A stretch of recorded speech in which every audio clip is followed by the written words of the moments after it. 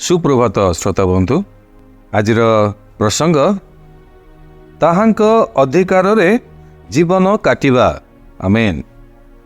आज मनोनीत शास्त्रांश प्रेरित पुस्तक 17 पर्व 28 पद।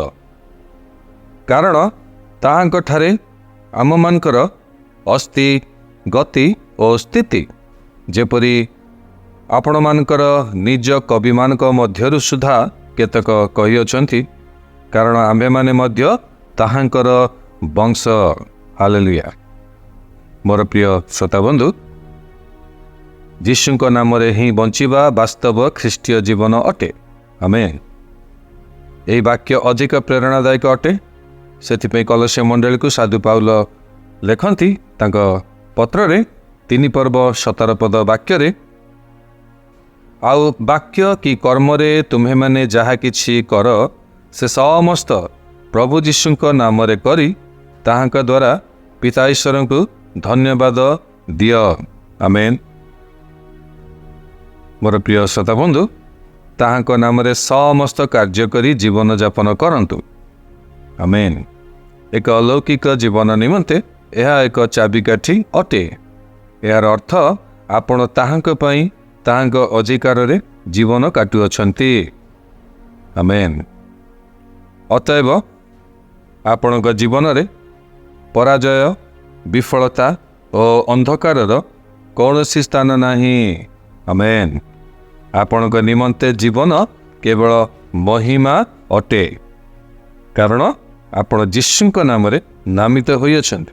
ताहांक नाम ताहांक अधिकार और चरित्र को दर्शाए। आमेन। पिता जीशु को जेउ नाम देले ताहा सबु नामर ऊर्ध्वरे एवं ताहांकु सबुठारु ऊर्ध्वरे स्थापन करिअछंती ओ मंडलीर उपकार निमंते देई अछंती।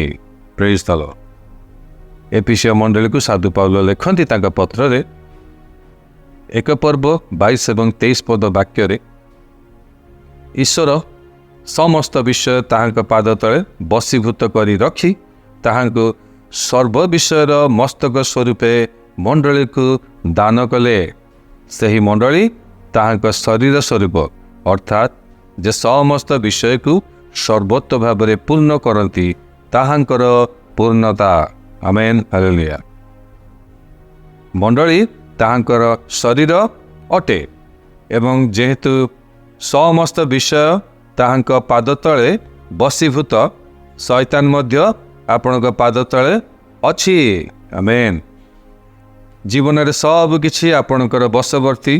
कारण आपण ख्रीष्टଙ୍କ सहित स्वर्गीय स्थान रे उपवेशन होई अछंती। आमेन।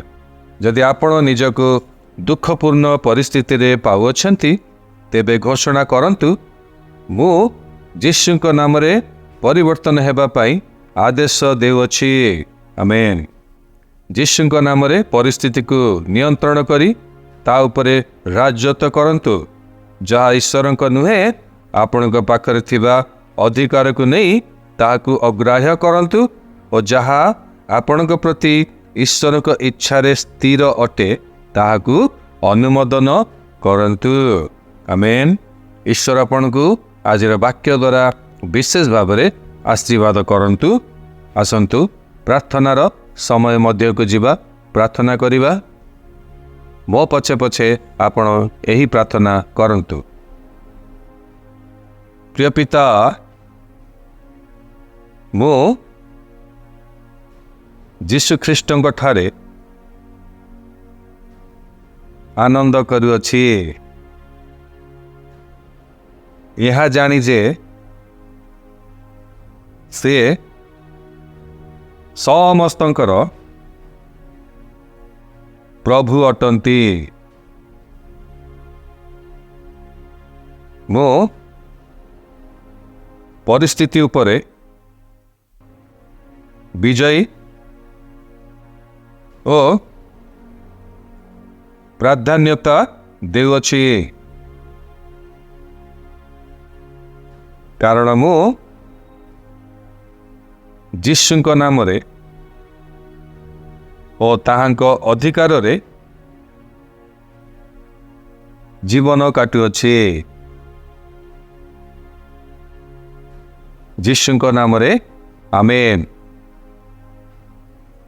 ଅତିରିକ୍ତ ଅଧ୍ୟୟନ ନିମନ୍ତେ ଆପଣ ପାଠ କରନ୍ତୁ ଜହନ ଲିଖିତ ସୁସମାଚାର 16 ପର୍ବ 23 ଏବଂ 24 ପଦ।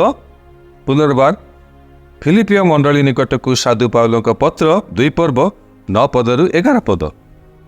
ଈଶ୍ୱର ଆପଣଙ୍କୁ ଆଜି ଦିନରେ ବିଶେଷ ଭାବରେ ଆଶୀର୍ବାଦ କରିବା ସହିତ ଆଜିର ବାକ୍ୟ ତାହାଙ୍କ ଅଧିକାରରେ ଜୀବନ କାଟିବା ନିମନ୍ତେ ପ୍ରଭୁ ଆପଣଙ୍କୁ ସାହାଯ୍ୟ ଉପକାର ଏବଂ ଅନୁଗ୍ରହ ପ୍ରଦାନ କରନ୍ତୁ। ଆମେନ୍।